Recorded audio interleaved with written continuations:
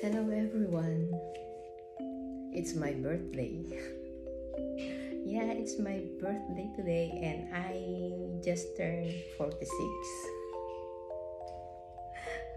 Pwede ba? 46? Halata ba? No. I just turned 64. Yeah. 64 years old. At it's a long journey. At syempre, nagpe-pray pa rin tayo na mas maraming years pa na dumating kasi marami pa tayong pangarap sa buhay. Ano ba yung mga pangarap ko pa sa buhay? But first of all, I just want gusto kong magpasalamat. Gusto kong magpasalamat first kay Lord sa buhay na araw-araw kong tinatanggap mula sa Kanya. Buhay na sa tuwing ako ay gigising kada umaga, ay pinagkakaloob niya sa akin. 64 na taon ang binigay niya sa akin para mabuhay, para 64 na taon na biyaya ng buhay, kalakasan, liwanag. Yun yung araw-araw kong ipinagpapasalamat sa Kanya. So ano ba itong sa 64 na taon na ginagawa ko araw-araw? So paggising pa lang sa umaga, of course, I prayed. Yan ang una kong ginagawa paggising sa umaga. Magdadasal at pagkatapos niyan, maglilinis ng bahay. Pagkatapos maglinis ng bahay o mag-prepare ng almusal, mag-exercise na. At pagkatapos mag-exercise, kakain na ng almusal. So, yun yung aming first food, yung aming breakfast after ng aming workout. Tsaka lang kami magbe-breakfast. Pagkatapos niyan, ayun na. Alam po doon na, social media na tayo, di ba? So, di ba,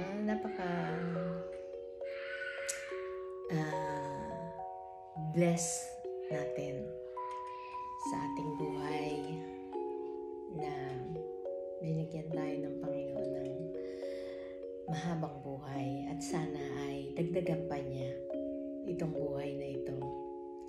Nagpapasalamat ako kasi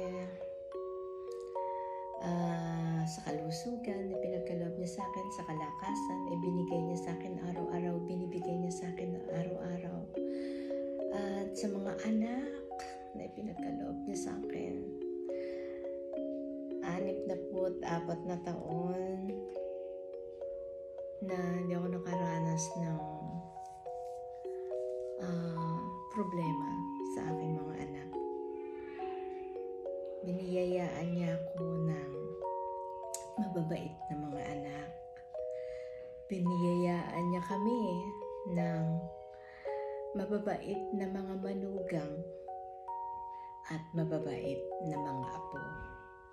Napakalaking kayamanan na sa ating buhay. Yung kahit tayo ay hindi sagana sa material na bagay, pero sagana naman tayo sa biyaya ng kabaitan ng mga anak, mga manugang, mga apo, di ba? Malaking kayamanan na yun na ikaw ay tumanda sakit, tumanda o nagkaedad na ni minsan hindi ako nakaranas ng anumang problema sa aking mga anak. Kaya isa yan sa aking kayamanan na Iti-treasure ko. Iti-treasure ko. So, siguro, naging mabuti din naman akong magulang. Naging mabuti naman din kami magulang. Kaya ang aming mga anak ay naging mabuti rin. So, blessing talaga ni Lord yan. Yung ikaw ay bigyan ng mabubuting anak. At awa ng Diyos ang aking mga anak, maayos naman ang kanilang mga buhay, maayos ang kanilang kalusugan, kasama na rin ang aking mga apo. So, thank you Lord for these amazing blessings na ipinagkaloob mo sa akin. Mula sa aking pagkabata, akala ko doon na lang yung aking buhay. Pero hindi. Ang dami kong naranasan. At ang dami ko pang gustong maranasan. Kasi habang tayo nagkakaedad, hindi tayo dapat huminto sa paghahanap o pagre-research ng mga bagay na kaya pa nating gawin. Marami pa akong gustong gawin. Akala ko ang buhay ko titigil na lang sa pagiging isang nanay. Pero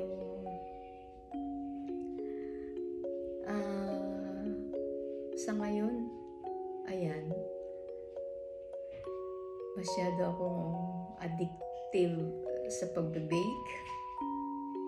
Gustong-gusto kong mag-bake. Gustong-gusto kong magluto. Ang problema nga lang, kailangan mo talagang mag-workout, kailangan mo talagang mag-exercise para itong mga kakainin mo na to ay hindi ma-absorb lahat ng katawan mo, di ba?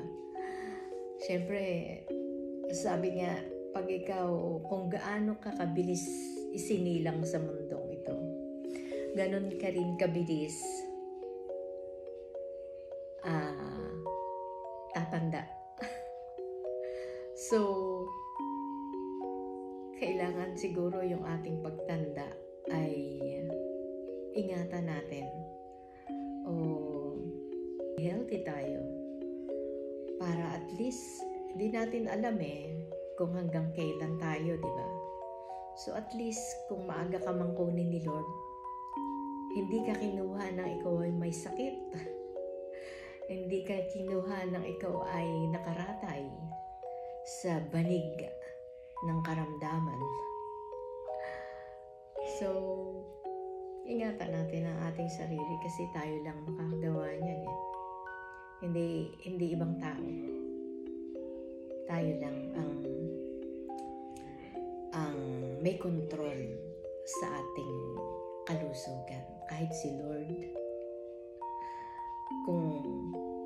si Lord, gustuhin man yan na ingatan tayo o maging malusog tayo kung mismo tayo sa ating sarili hindi natin yan gagawin at ayaw natin gawin, matigas ang ulo natin, walang magagawa si Lord kundi kunin ka na lang dahil matigas ang ulo mo, diba? Mas magiging bata ang iyong pagkawala. So tayo ang may control niyan sa ating kalusugan. Masarap na tumanda na marami kang natutunan. Kaya patuloy yung aking pagdadasal na marami pa akong maranasan. Humaba pa yung aking buhay. Gusto ko pang makasama yung mga apo ko Nakita ko pa sila kung paano sila lumaki at mag-explore. Siguro lahat naman tayo, di ba? Gusto nating makita yung ating mga apo pa kung anong kanilang mararating sa buhay. So maraming salamat sa biyaya ng buhay na ipinagkaloob sa akin ni Lord. Marami ding salamat sa aking mga anak na patuloy na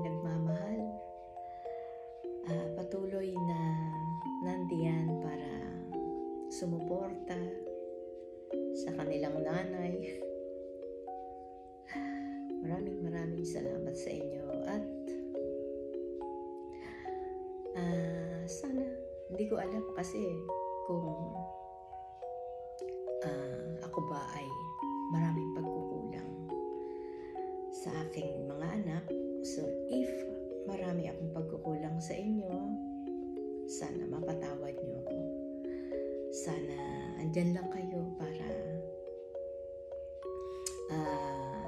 makasama ko pa ng mahabang panahon. Andito lang ako kung ano pa yung kailangan niyo sa akin, kung ano pa yung pwede kong maibigay sa inyo. Pagdamutan niyo kung ano yung aking makakayanan. Mahal na mahal ko kayo mga anak. Mahal na mahal ko ang aking mga manugang, lalo na ang aking mga apo. Yan ang aking tubo. Mahal na mahal ko rin ang aking asawa. Yeah, dear. Ano man ang marating natin, ano man kung may pagkukulang man ako sa'yo, sana dagdagan mo pa yung pangunawa, dagdagan mo pa yung pagtitiis sa akin. Hanggat kaya ko, ibibigay ko sa'yo. Paglilingkuran kita, titiisin ko lahat. Di ba nga sabi ko sa'yo, ako ay matiisin. Kaya sana ganun ka rin sa akin. Pagtiyagaan mo pa ako. Pagtiisan mo pa ako. At mahalin mo pa ako. At sa inyong lahat, maraming salamat sa inyong pagbati, sa inyong mga greetings, sa aking mga kapatid.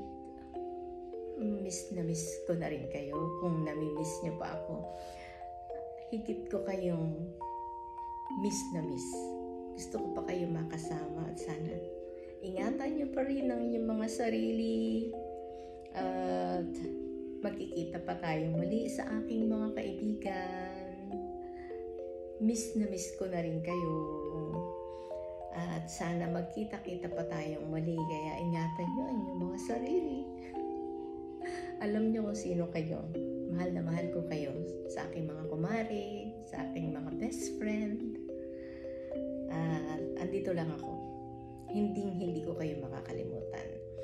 At sa aking mga kagrupo, dito sa aking social media, sa aking mga ka-YouTuber, still supporting your channel kahit na hindi ako nagko-comment sa panonood sa inyong mga video. Makikita nyo naman sa sa ating, alam nyo kung saan makikita. Kung meron kayong ibang kaibigan na taga Cayman, mahaba itong aking video. Once a year lang naman to. So hanggang dito na lang. See you all tomorrow and ingat po tayong lahat. And thank you so much. Bye!